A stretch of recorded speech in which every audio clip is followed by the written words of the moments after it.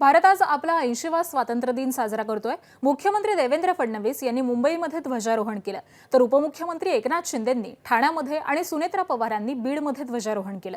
याशिवाय विविध जिल्ह्यांच्या पालकमंत्र्यांनी ध्वजारोहण केलंय।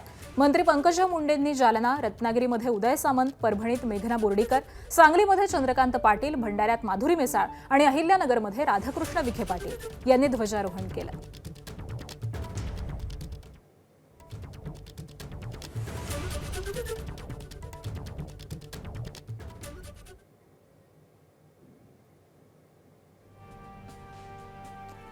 तर राज्यातल्या विविध जिल्ह्यांमधली ही दृश्य आपण पाहतोय। चंद्रकांत पाटील यांच्या हस्ते सांगलीमध्ये ध्वजारोहण झालेलं आहे। त्याचबरोबर भंडाऱ्यामध्ये देखील माधुरी मिसाळ यांच्या हस्ते ध्वजारोहण पार पडलं आणि राधाकृष्ण विखे पाटील यांच्या हस्ते अहिल्यानगरमध्ये ध्वजारोहणाचा सोहळा पार पडला।